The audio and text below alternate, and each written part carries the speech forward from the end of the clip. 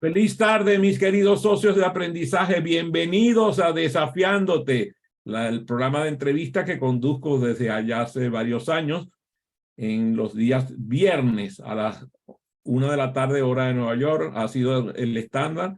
Espero que continuemos realizándolo. Recuerden suscribirse a mi canal de YouTube con mi nombre y mi apellido, C-O-T-T y latina N. Ahí tienen este programa, los anteriores, y espero que los futuros. El día de hoy, pues, muy contento y muy feliz de tener en esta entrevista a José Gumersindo da Costa. Por cierto que la mayoría de nosotros no lo llamamos con todos esos nombres, lo llamamos simplemente Gumer. Gumer, bienvenido Gumer, ¿cómo estás? Feliz tarde. Gracias, Adrián. Es un placer estar aquí contigo y con tu audiencia para compartir ideas, experiencias, aprendizajes y disfrutar este rato. Bueno, estamos hablando hoy sobre negociación como estrategia y además en colaboración. Es correcto. Esa es una mezcla bastante, vamos a decir, bastante poderosa porque no era así antes. Antes era no colaborativa. Es correcto. Normalmente se ha pensado que la negociación, y inclusive hay muchos textos que te hablan de que tú siempre tiene que haber un vencedor y un vencido. Tiene que haber alguien que gana y otra persona que pierde. Entonces, los nuevos conceptos de negociación están enfocados a que tenemos que buscar cuando la relación a largo plazo uno piensa que es importante con la otra persona, obligatoriamente tenemos que casarnos con acuerdos del tipo ganar-ganar, y por eso es importante el concepto colaborativo. Tenemos que buscar que la otra persona reciba un buen trato por parte de nosotros, pero también cubra sus intereses. Yo inclusive digo que tenemos que preocuparnos de que el otro cubra más sus intereses que nosotros mismos, porque podemos cometer el error que nosotros ganamos, pero el otro no se siente ganador. Y hay que hacer que el otro gane y además se sienta ganador. Hace varios años, pues tuve el honor y el placer de conocer a esa magnífica persona que fue Roger Fisher, allá en la Universidad de Harvard, y estudiar con él y con todo el equipo de que después uno de lo que fue sus coautores y continuador de su obra, y muchos de ellos hablaban de negociación de mutua ganancia. Era la filosofía de esa facultad. Cuéntanos un poco cómo es el encuentro tuyo con la metodología de negociación de mutua ganancia. Fíjate, allá en Venezuela durante muchos años yo estuve como gerente general de una organización que se llamó Instituto para el Desarrollo Organizacional, IDO Asociados. Ese instituto tenía la representación de Situation Management System, una organización que opera en los Estados Unidos, en Boston. Ahorita se mudó de ciudad, pero cuando se creó, fue creada en Boston. Justamente, otra vez, yo creo que esa es la zona donde se ha investigado sobre la parte de negociación.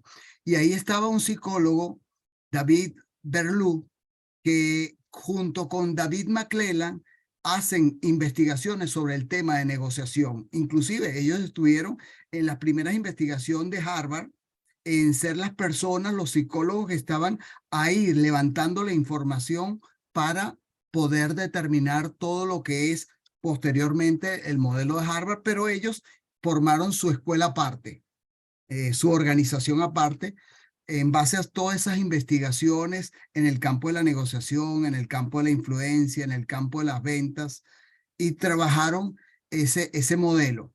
Entonces, tuve la oportunidad de formarme como instructor de SMS, Situation Management System, para poder dar los cursos de influencia, los cursos de negociación positiva.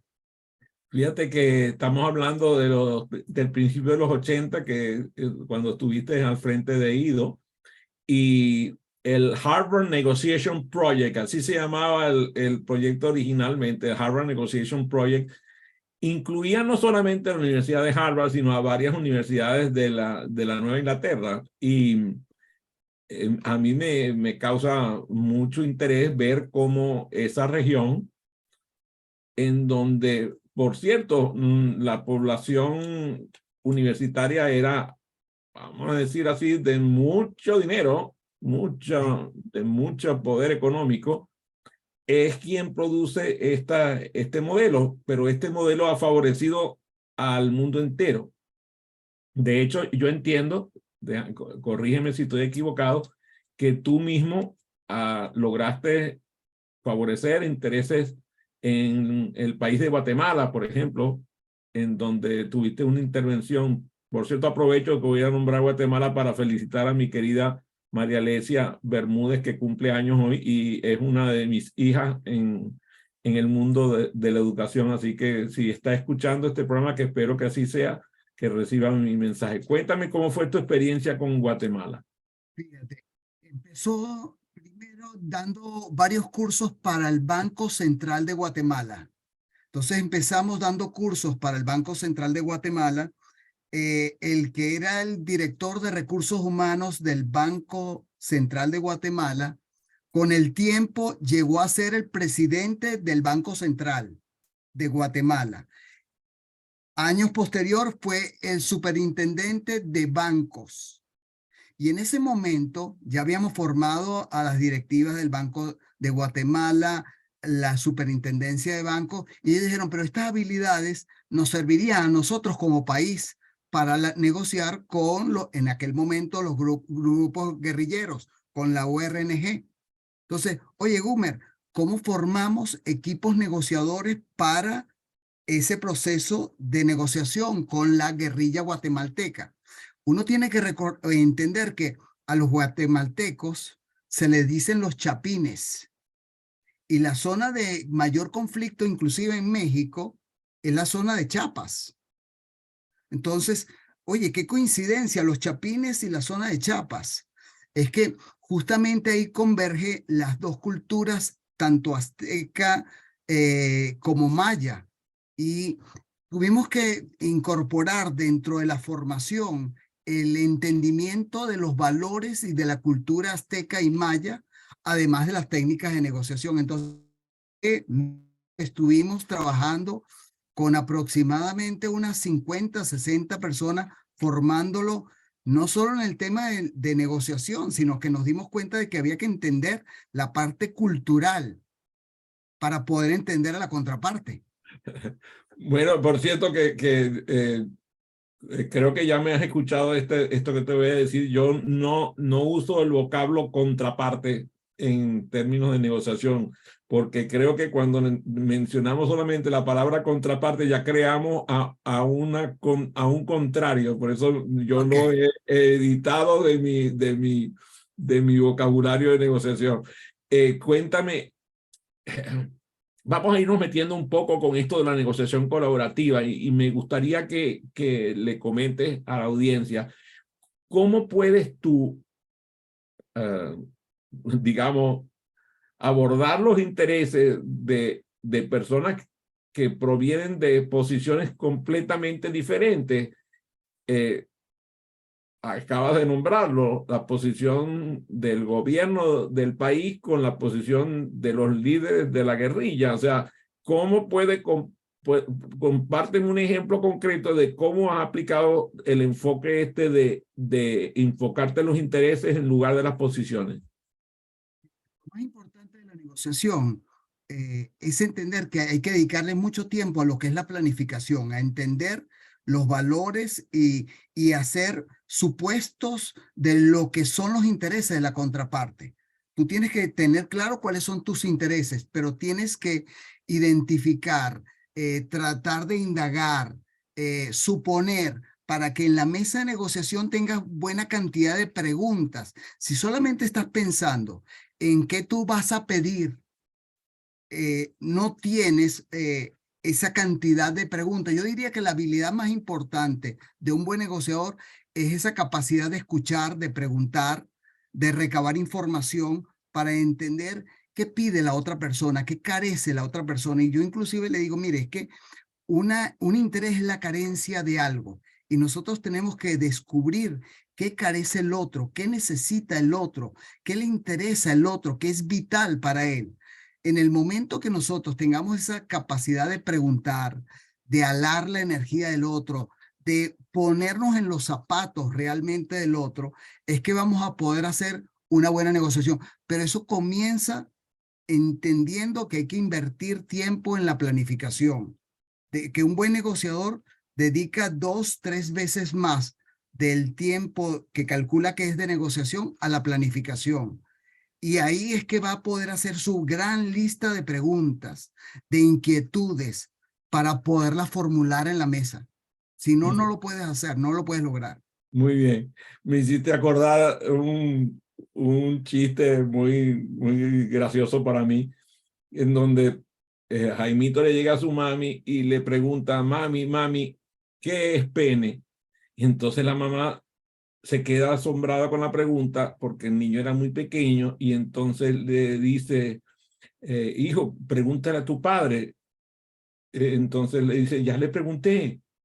¿Y qué pasó? No entendí. Él me dijo que me viera yo mis partes y que eso que él y yo teníamos era pene. Entonces no lo entendí. Entonces él viene y le pregunta, pero mi amor, ¿pero por qué no lo entendiste? Sí, bueno, mamá, porque fíjate, la maestra nos dijo que se había muerto el papá de Pedrito y que rezáramos 3 Padres Nuestros y 3 Ave María para que su alma no pene. Entonces, yo quedé muy confundido. Entonces, fíjate qué interesante, ¿no? La pregunta, la calidad de la pregunta depende de la calidad de la respuesta. El pobre muchacho estaba perdido con aquella explicación. A ver qué preguntamos. Me encanta la manera en cómo lo abordas con la pregunta. Pero quiero que entonces, a veces el hecho de que tú preguntes no significa que obtengas la respuesta que estás buscando o la respuesta que es requerida. ¿Cómo construyes entonces la confianza que es necesaria para que el otro colabore con que la negociación sea efectiva? Fíjate, yo te diría que una buena negociación uno la debe dividir en 4 partes. Lo que uno llama la preliminar, la apertura, la exploración y el cierre. 4 partes, 4 bloques, donde el bloque 1 y el bloque 3, los impares, son los bloques que hay que dedicarle más tiempo. La preliminar es de crear ese clima positivo. Es decir, la función fundamental es romper ese hielo, pero crear un clima positivo. Lanzar sobre la mesa todo lo que nos une. Generalmente nosotros lo que vamos es con la mente de todo lo que nos separa. El buen negociador en esa etapa trata de lanzar sobre la mesa todo lo que nos une. ¿Qué cosas nos unen a las otras personas? Para disminuir el nivel de tensión. Lo que acaba de decir, hay un conflicto entre las partes y nosotros tenemos que ir fortaleciendo la confianza. Y la única forma es buscar elementos muy cercanos a las 2 partes. Hay más cosas que nos unen a nuestra pareja, a nuestro cliente, a nuestro, lo que nosotros llamamos contraparte, a la otra persona, al equipo que está en el otro lado de la mesa, y tenemos que recabar esa información. Entonces, en esa primera etapa es entender que hay más cosas que nos unen que nos separan.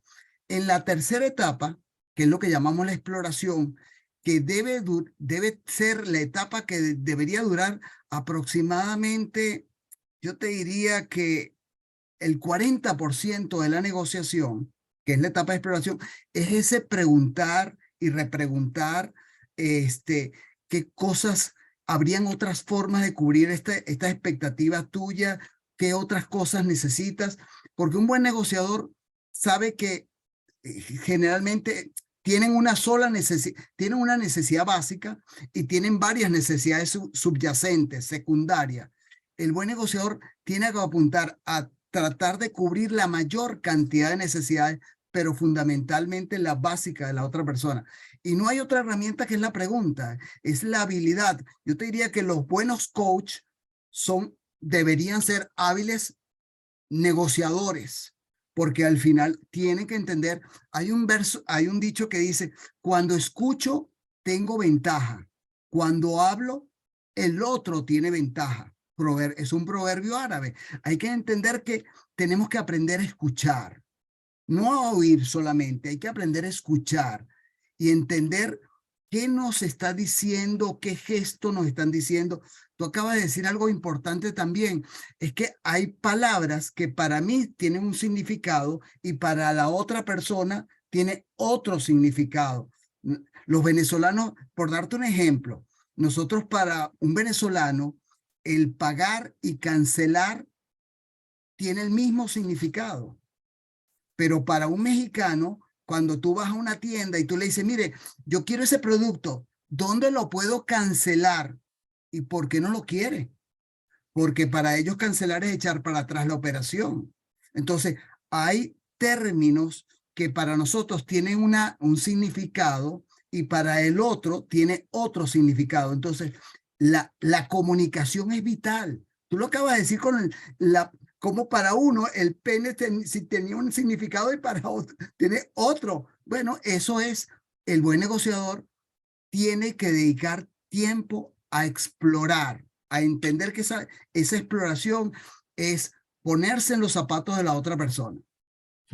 Me hiciste acordar la diferencia que para los maravinos, los maracuchos, como nos llaman todo el mundo, tiene el pedir prestado y el prestar.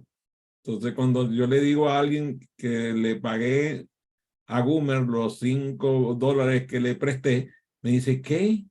Que sí, que le pagué a Gumer los $5 que le presté. Entonces le dice, ¿cómo es posible que le prestaste y seas tú el que le pague? Porque ellos no entienden que para el maracucho pagar el préstamo significa pagar lo que le presté. O sea, es un mundo al revés, así que es mejor no andar tomando conclusiones. Aquí viene un elemento que es fundamental, que es la creatividad. Y la creatividad desempeña un papel fundamental en la negociación. Tú lo hablas así en tu libro ¿Y eso cómo se come? Por cierto, lo felicito a todo el equipo de los 12 porque ha sido para mí una maravilla trabajar a su lado. Dame un ejemplo de solución creativa que llegaste tú en un proceso de negociación y cómo impactó esa solución al resultado alcanzado.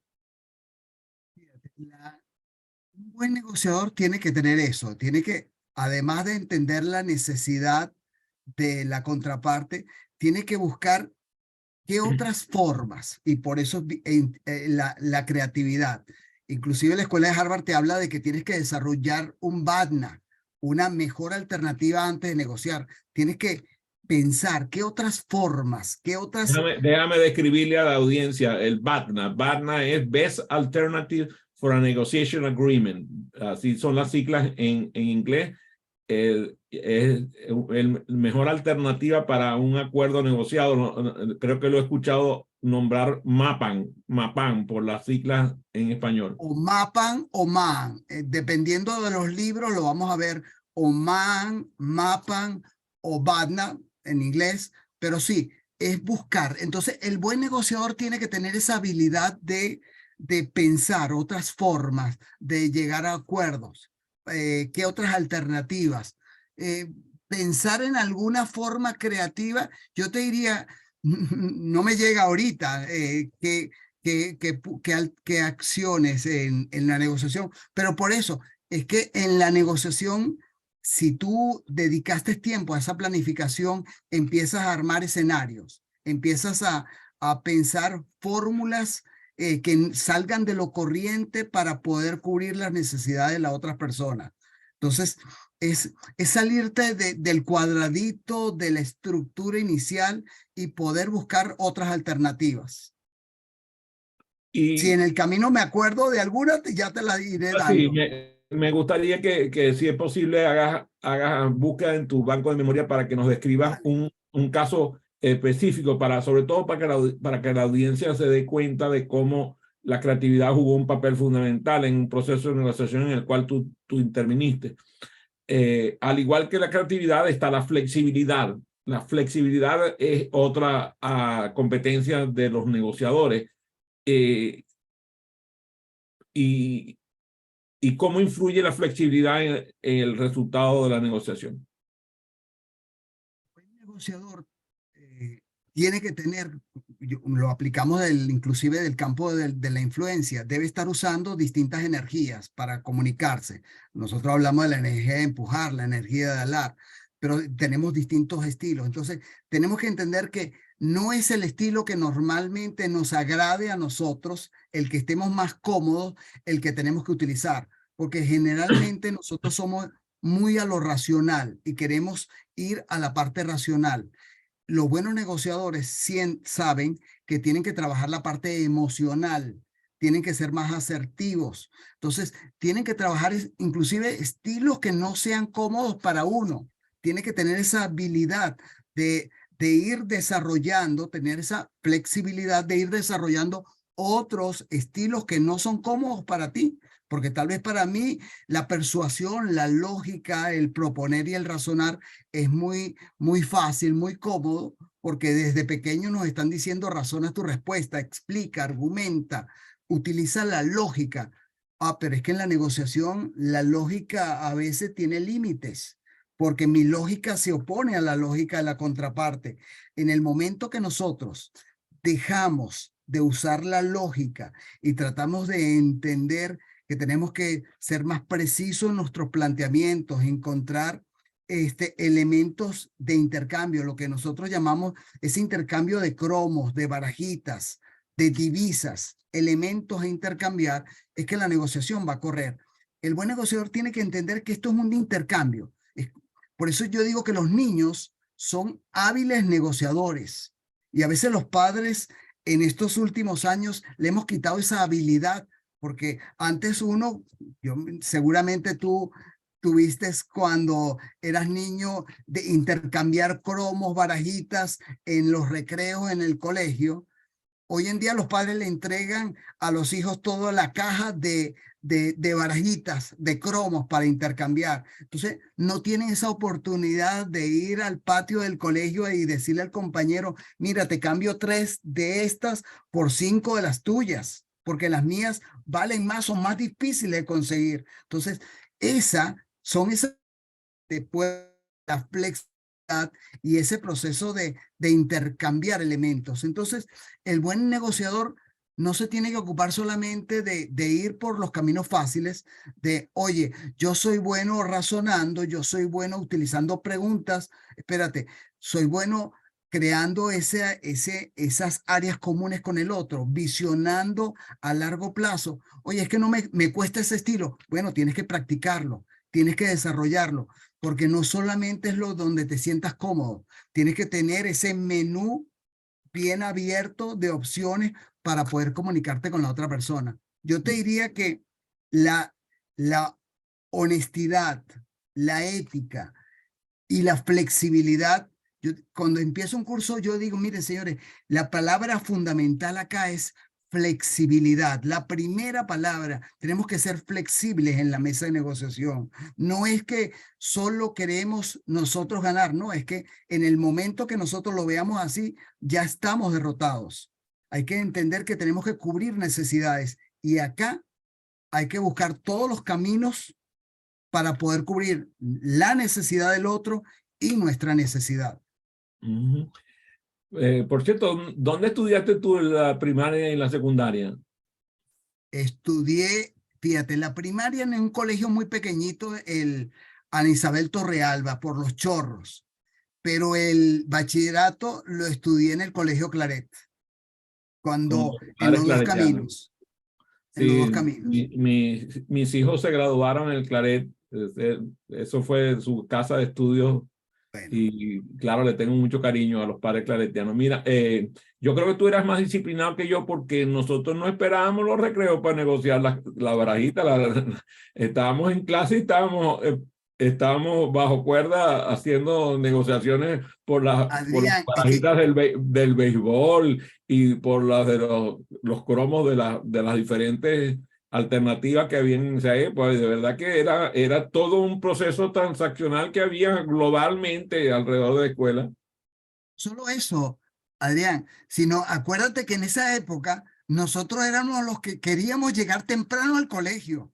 Así, nosotros movíamos a nuestras mamás, a nuestros papás, para que llegáramos muy temprano al colegio. Era la única época tal vez que queríamos llegar temprano para dedicarle horas, minutos a poder intercambiar. Bueno, Entonces no nos tenían que empujar. las transacciones mías comenzaban en el autobús, así que Es yo correcto. estaba beneficiado porque además el autobús era grande y llevaba estudiantes de diversos grados y a Ok. veces la creatividad era, a veces cuando dijiste ahorita la honestidad y no sé cuánto, a veces no éramos tan honestos con los muchachos más chiquitos para sacarle la tarjetita que nosotros queríamos para nosotros, así que tengo que confesarme mi culpa de que a veces no hicimos lo correcto. Pero bueno, eso eran cosas de muchachos. Espero que sepas entender y perdonar. Mira, Totalmente, totalmente. hablaste ahorita de la importancia de las preguntas. Has hecho énfasis en varios momentos acerca de la importancia de las preguntas como herramienta poderosa de negociación. Eh, Cuéntale un poco a la audiencia acerca de los tipos de preguntas que hay en el proceso de negociación. Sí, fíjate, fundamentalmente tenemos que ir haciendo preguntas muy abiertas para apuntar hacia, yo te diría, hacia descubrir razones que muevan a la otra persona. Es decir, si nosotros queremos utilizar herramientas como la persuasión, tenemos que buscar qué motiva a la otra persona. Entonces, tenemos que formular preguntas para descubrir razones que muevan a la otra persona. También tenemos que buscar qué incentivos, hacer preguntas hacia incentivos que las otras personas le puedan interesar. Entonces, yo te diría que las preguntas que uno formula es hacia razones futuras, qué cosas mueven a la otra persona, qué incentivos o presiones en un momento dado pueden afectar a la otra parte y qué áreas en común tenemos. Entonces, uno tiene que ir desarrollando esas preguntas para descubrir esos intereses, descubrir esas divisas, esos elementos a intercambiar para poder engranar esos elementos. Entonces, venimos haciendo desde preguntas abiertas, preguntas cerradas, pero para ese elemento, ¿cómo podemos utilizar a futuro lo que es el razonamiento, pero también para buscar ser asertivos? Tenemos qué cosas vamos a intercambiar, pero qué elementos nos unen a la otra persona. Entonces, cuando nosotros nos enriquecemos de esos tres elementos, de lo que es la parte racional, de razones, de argumentos, de incentivos que muevan a la otra persona. Inclusive uno tiene que tener presión, qué cosas puede presionar a la otra persona, para que si la otra persona no reacciona y no entra al terreno de negociación, ¿cómo tú le das ese shock eléctrico para decir, espérate, estamos aquí en la mesa, tenemos que ponerle seriedad a estos elementos? Entonces, fíjate que esos son elementos que son válidos. Ahora, el buen negociador trata de entender que la presión es dañina para la relación a largo plazo. Entonces, ¿cómo lo utilizo de forma, de forma mínima para no afectar esa relación y esa confianza? Fíjate que me hiciste disparar inmediatamente el recuerdo de estrategias de ventas que yo considero bastante odiosas, de provocar el sí. Preguntas que conducen a sí o no.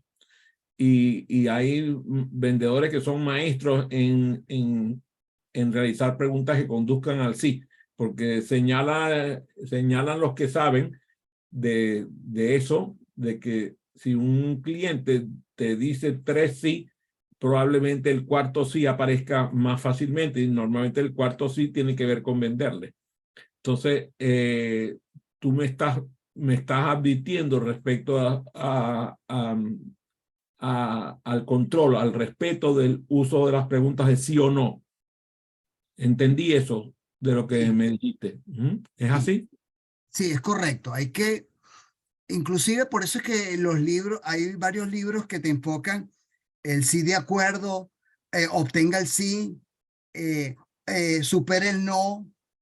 eh, Fíjate que al final nosotros lo que queremos es llegar a un acuerdo y que la otra persona te diga un sí para el acuerdo, pero los libros más recientes de negociación te hablan de que aunque hay que buscar en algunos casos que la otra persona te diga un no para que se sienta seguro, eh, eh, pueda sentirse que lleva el control de la mesa de negociación, que tiene el control de su escenario. Ahora, cuando tú escuches un no por parte de la otra persona, de la otra parte, no entiende que no es que se está cerrando la negociación. Lo que tenemos que buscar es ese último sí para llegar a un acuerdo de calidad, un acuerdo que nos beneficie a ambos. Entonces, el buen negociador no es como ese vendedor que tú me estás comentando de que está formulando preguntas. ¿A usted le interesa vacaciones con su familia y que sean bonitas? Pero claro, le quieres vender un resort. Este, Al final casi todas las preguntas te van llevando a un sí, para que al final, entonces usted está interesado en invertir en esto. Espérate, cuidado, me estás conduciendo las preguntas todas hacia el camino que tú quieres. El buen negociador tiene que entender que el sí que está buscando es el sí del acuerdo, donde vamos a firmar y vamos a cumplir con nuestra palabra, pero ese acuerdo debe beneficiarnos a todos. Entonces, no te preocupes que en las primeras de cambio te digan que no, porque hay momentos que la otra persona necesita decirte el no para sentir la seguridad de que tiene un control del proceso de negociación. Entonces, eh, hay que entender que tenemos que manejarnos a través de los principios de los intereses, las necesidades. Yo diría que lo más difícil de una mesa de negociación es cubrir necesidades, trabajar por los principios de satisfacer esas necesidades, esos intereses a través de divisas de intercambio. Sí. Me hace recordar la propuesta de Covey de ganar, ganar. La gente se olvida de que el hábito es ganar, ganar o no hay acuerdo. Es la frase completa, no es ganar, ganar, ganar, ganar o no hay acuerdo. Y por otro lado, la diferencia que hay entre ganar y sentir que gana. Sentir que se gana. Cuando tú no sientes que en un proceso ganaste, la sensación es mucho más poderosa que el ganar en sí. Entonces, ¿cómo lograr a través de las preguntas crear la sensación de que se gana? Porque es más importante que el ganar en sí. Entonces, aquí viene la importancia de las preguntas retóricas.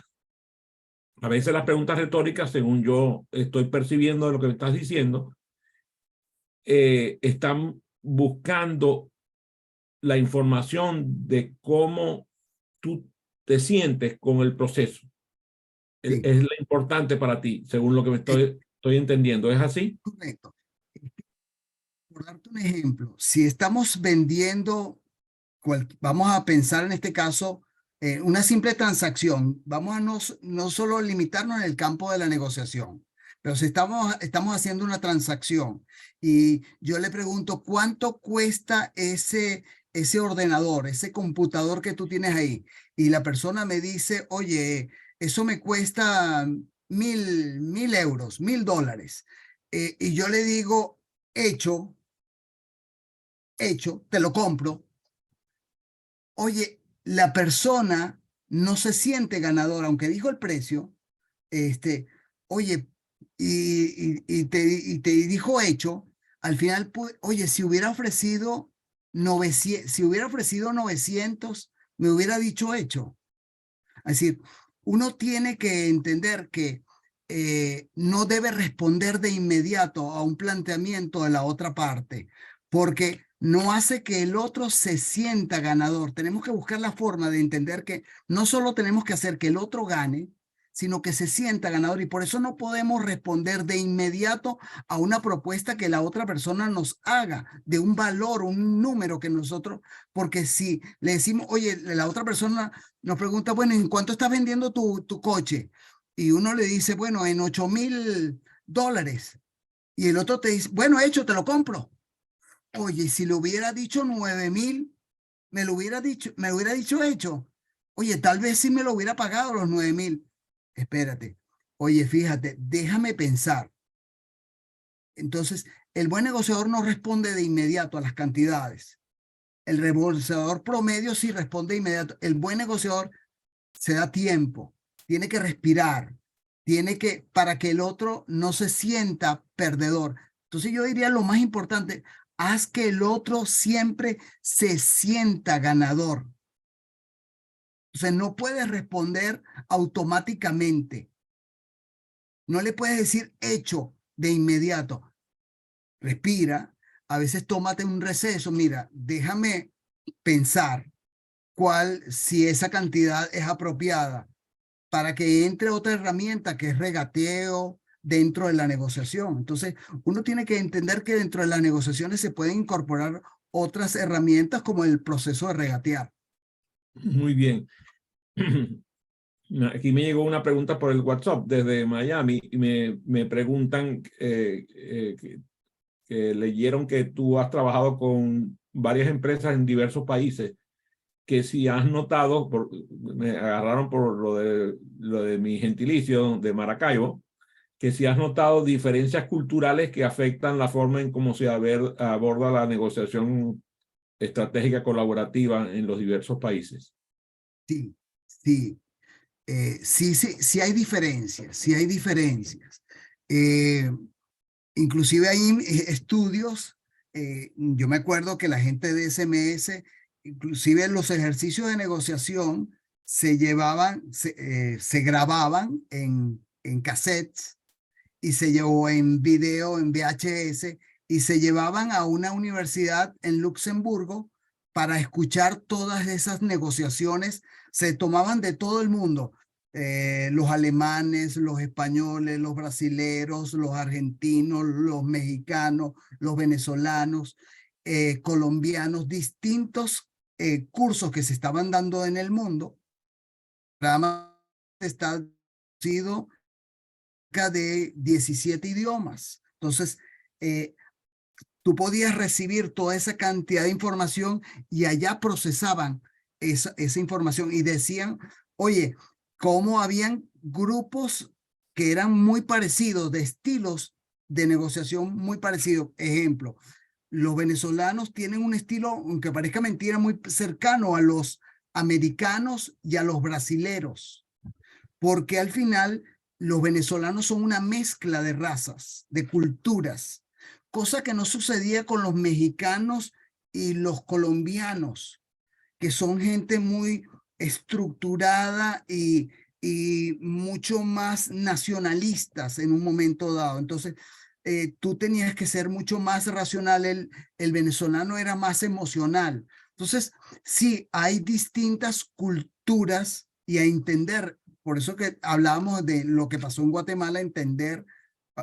cómo era la cultura, hubo que estudiar hasta cómo eran los collares que tenían los guerrilleros, la ropa, los trajes, porque tenían una connotación para su cultura.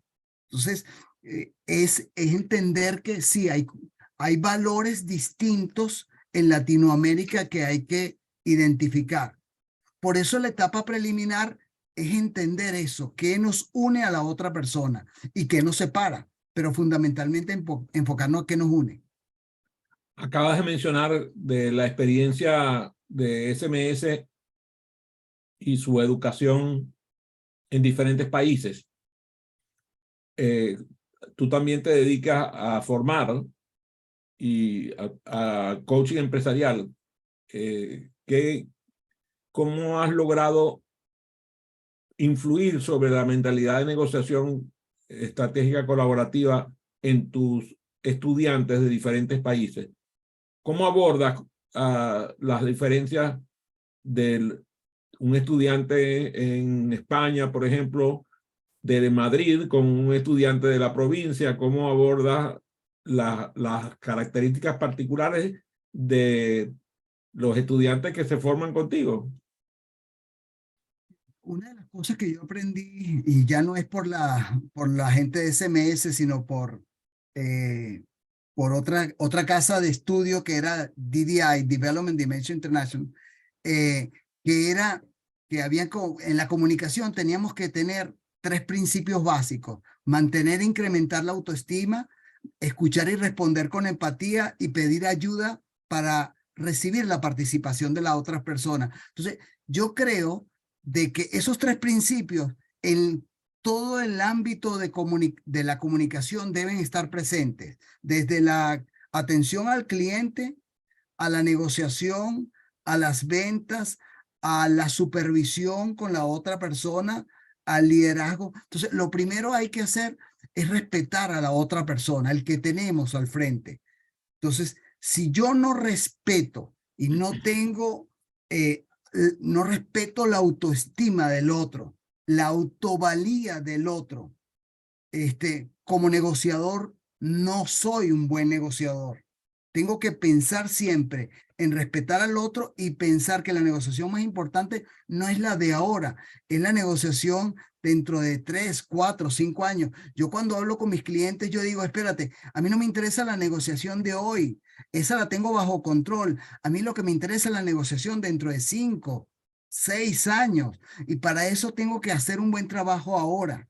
Y tengo que construir esa confianza, palabra difícil de hacer, construir confianza, pero tengo que fortalecer esa relación contigo. Entonces, es respetarnos y es ético. Si algo yo insisto a los negociadores es que hay que tener ética de la negociación. Si no tenemos ética como buen negociador, no vamos a poder hacer negociaciones a largo plazo. Te voy a contar una historia rápida. Una vez me contrató, para ese momento era gerente de la Ernst & Young, en aquel momento era Pérez Mena, Eber, Baez, Morales y Asociados. Y me contrataron para hacer una negociación. Una gran compañía, no voy a decir el nombre, una muy gran compañía, iba a hacer una alianza estratégica con una pequeña compañía, pero que era líder. Esa pequeña compañía era el líder de su mercado, de su nicho. Y entonces yo le dije, bueno, me contratan o contratan a Pérez Mena, a la Ernst & Young, para hacer esa negociación, ese acuerdo. Bueno, a mí los directivos me dicen, sí, esta es una negociación de tipo ganar-ganar, colaborativa. Queremos pensar en el largo plazo. Cuando llevábamos meses negociando, en una de esas ya estábamos próximos a hacer el acuerdo, me dicen, Da Costa, queremos reunirnos contigo. Oye, Da Costa, queremos que en las condiciones que se pongan en el contrato se coloquen esta y esta condición. Yo le digo, pero no entiendo esa condición. No, es que queremos realmente, te voy a decir algo, queremos poco a poco endeudar a esa compañía con nosotros, y con el tiempo nos vamos a apoderar de esa compañía. Yo le dije, bueno, aquí tienen un problema conmigo, porque yo he dicho durante meses que esta es una negociación del tipo ganar-ganar. Yo en este momento me tengo que levantar de acá y voy a ir a reunirme con el otro y le voy a explicar lo que ustedes quieren hacer. A mí me amonestarán y tal vez me despidan, pero yo tengo que cumplir con mi ética como negociador. Y aunque ustedes sean la gran empresa, yo he dicho muchas veces que esto es un acuerdo del tipo ganar-ganar, y yo voy a ir a esa pequeña empresa a decirle que ustedes quieren tomar esta acción. Al final me paré y me fui y conversé con la organización. ¿Saben? Esa negociación no se puede hacer, pero esa pequeña empresa pasó a ser uno de mis mejores clientes porque al final entendió el enfoque ético que uno tenía que ser como negociador. Entonces, eso es lo importante en la negociación. Respeta al otro. O sea, la ética y la integridad como valor fundamental, pues, para poder ser un negociador de este modelo. Si hay una persona, por ejemplo, hay gente que habla de ganar, ganar, pero pareciera que fuera ganar, ganar, ganan ellos dos veces, ¿no? Entonces, no tiene sentido porque no estamos hablando de lo mismo. La mutua ganancia respeta eso que acabas de decir. O sea, ahí viene una pregunta: ¿cómo puedes tú colaborar con que los socios de negociación comprendan que están en la búsqueda de intereses comunes? Fíjate que, y lo voy a hacer con un ejemplo también. Una vez me contrató la gente de Nelven para formar el equipo negociador para la discusión de contrato colectivo. Para los que no conozcan, Enelven es la compañía de electricidad de tu tierra, De ¿ok? la ciudad Del de la Zulia. ciudad de Maracaibo y del estado Zulia. Por cierto, que era una compañía propiedad de una empresa canadiense, la Canadian International Power, una empresa canadiense de mucha fuerza en el negocio de generación y distribución de electricidad.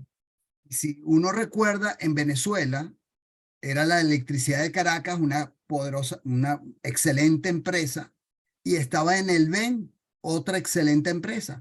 Y en el Zulia era muy necesario la generación eléctrica, y era una de las más eficientes la generación eléctrica en el Zulia, porque necesitabas alimentar la refinería, los pozos petroleros, toda la infraestructura, además de generar la electricidad para todo el aire acondicionado que se necesitaba ahí. Entonces, a mí me contratan para formar los equipos negociadores para la discusión de contrato colectivo.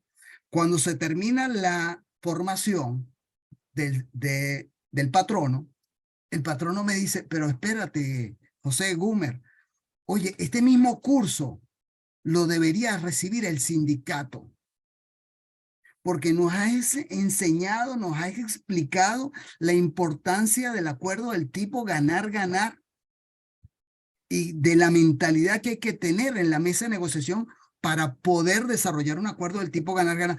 Pero ese mismo enfoque lo debería saber y lo debería entender el sindicato. Entonces, nosotros te vamos a contratar para que le des el mismo curso al sindicato. Y cuando yo le di el curso al sindicato, la gente del sindicato primero hasta se sentían extraños y tuve que aclarar, mire, les voy a dar el mismo curso que se le dio a la gente del patrono, a la gente de recursos humanos, a la directiva. Es el mismo curso con los mismos ejercicios, con el mismo facilitador, con los mismos equipos de grabación, igualito. Porque al final lo que queremos buscar es un acuerdo que le beneficie a todos.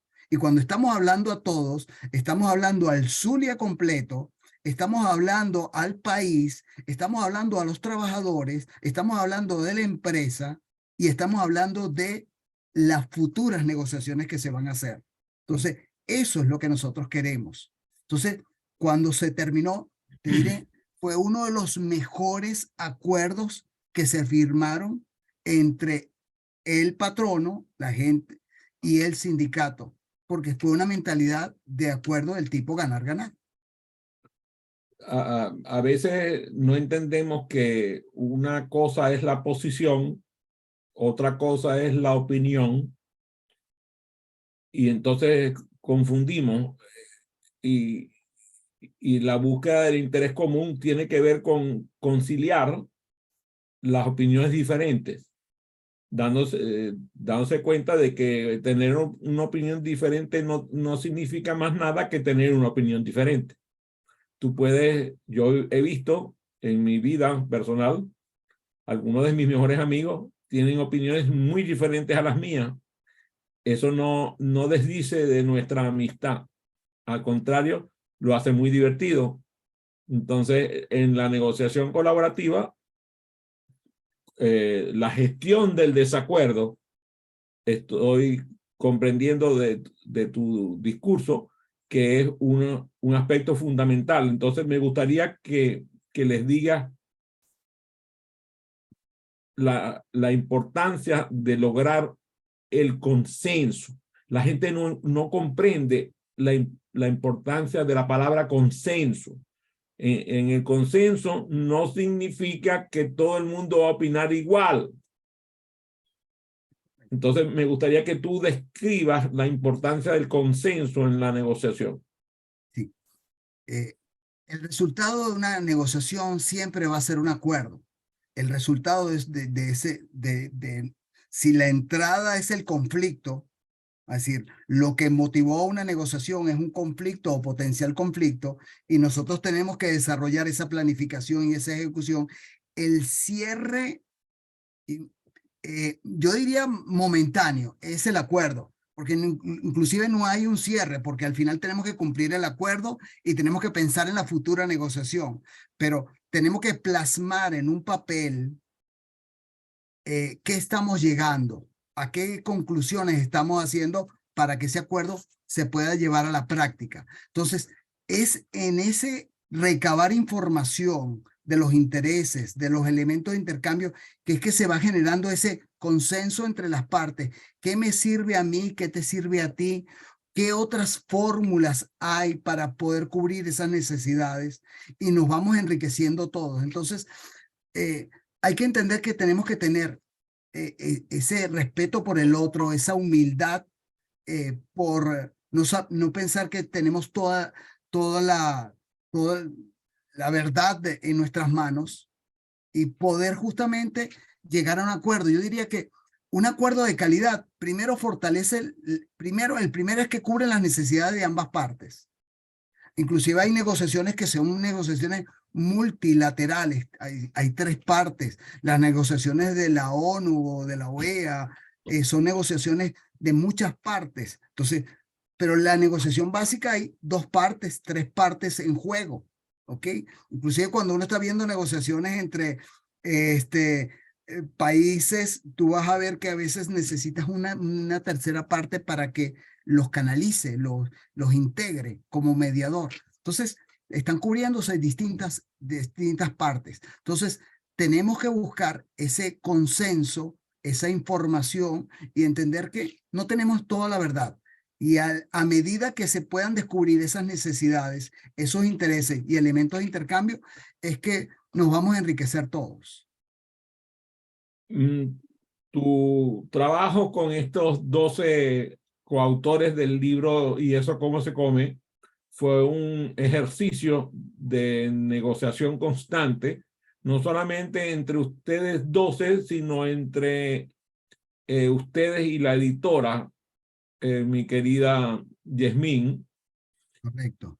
Entonces, creo que me gustaría que comentaras cómo fue que se desarrolló la empatía como esa habilidad valiosa que fungió un papel protagonista en que esta colaboración de 12 personas en escribir un solo libro fuera exitosa para que al final saliera ese producto maravilloso que es el libro.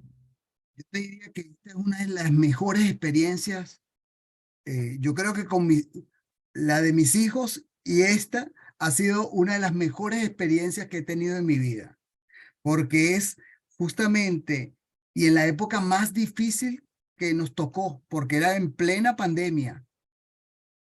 En plena pandemia, nosotros tener que agarrar y unir esfuerzos, integrarnos a través de las redes de los sistemas de comunicación y poder entender cómo íbamos a ensamblar todo este material, cómo fuimos conversando, escuchando opiniones, porque cada quien tenía su forma sus enfoques. Y lo que tú estás diciendo, cada quien tiene su idea de cómo hacer el libro, pero tuvimos un buen equipo coordinador, una buena editora que supo canalizar y llevarnos por el camino correcto. Nos dio las pautas, nos dio las reglas, todos fuimos lo suficientemente flexibles para irnos adaptando a esos elementos. Tuvimos ese respeto hacia el otro, hacia la opinión del otro, aunque tal vez en este momento no te gustara ese punto de vista, pero lo entiendo, eso lo necesitamos ver desde distintos enfoques y después nos dimos cuenta de que no teníamos la verdad y que lo que estaba diciendo el compañero era cierto para que el libro saliera en el tiempo apropiado, porque el libro logramos que se pudiera salir en los tiempos establecidos y hubo problemas en el camino, sí, hubo problemas en el camino, pero lo supimos resolver porque yo te diría que el libro se plasmó todo lo que fueron las 12 competencias. Quiere decir, se supo administrar el tiempo, se supo desarrollar a nivel personal cada uno de nuestros valores y nuestras competencias, supimos negociar, supimos tomar decisiones, supimos gestionar el cambio, supimos vendernos las ideas unos a otros, ser innovadores y creativos. Entonces al final se fue plasmando fuimos armando como un rompecabezas que nos enriqueció a todos. Y entonces estamos muy orgullosos, yo estoy orgullosísimo de este proyecto porque realmente tengo a 11 hermanos literarios del mundo gerencial que hemos hecho una labor interesantísima. La gente confunde la previsión con la imprevisión. Te dicen, es que me ocurrió un imprevisto. Te dicen así, me ocurrió un imprevisto. No, no te ocurrió un imprevisto. No previste lo que tenías que prevenir. Eso no es un imprevisto. Cuando tú no previenes lo que tuviste que prevenir, no es un imprevisto. Un imprevisto es algo realmente que no pudiste prevenir. Entonces, ¿cómo realmente se adapta la negociación a los imprevistos, a esos cambios de circunstancia que ocurren durante la negociación que no pudieron ser prevenidas? Yo te diría, como diría Ismael Cala, con pasión, paciencia y perseverancia. Es entender que no todo va a salir como tú quieres. Y tú tienes que ir entendiendo que esto es como manejar un velero, no como manejar un coche, no como sino saber que no vas a ir en línea recta y que te vas a ir moviendo en función a los vientos. Pero al final tienes muy claro tu objetivo. Sabes a qué puerto tienes que llegar y que aunque el viento te lleve de un lado a otro, siempre vas a poder retomar el camino correcto y vas a llegar hasta allá. Entonces, es entender que es con la ayuda de tus compañeros, es con la ayuda de otros que te va a permitir seguir creciendo. Entonces, aquí cuando tú tenías dudas con relación a un texto, a un ejemplo, tú lo que tenías que hacer era hablar con un Gustavo, con una Mare, con cualquier otro compañero del grupo, con un Julio. No voy a seguir diciendo nombres porque tendría que decirlo a los 11, a los 12, a la misma Yasmín. Teníamos que ir conversando y entonces le dábamos el material, nos corregían los textos y nos enriquecíamos con eso. Entonces, es tener la humildad. Yo diría que como un buen líder, la palabra clave es humildad. Como un buen negociador, la palabra clave es humildad. Pensar que no te la sabe todo. Entonces, ¿cómo te apoyas en los otros compañeros? Porque son tu equipo.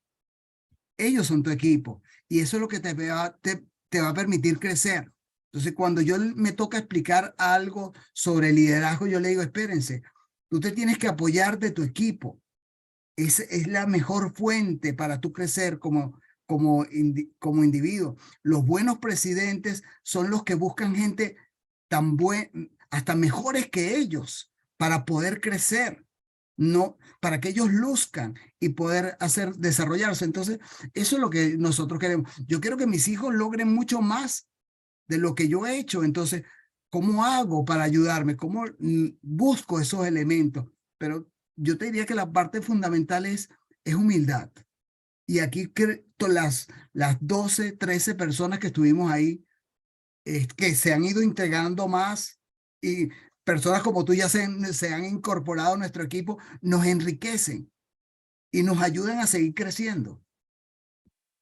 Bueno, este era el comentario final maravilloso para este programa. Muchas gracias a todos los que se conectaron con esta sesión y presenciaron esta entrevista maravillosa de Gumer Dakota, y a aquellos que van a verla en diferido. A todos muchísimas gracias y nos vemos el próximo viernes en Desafiándote.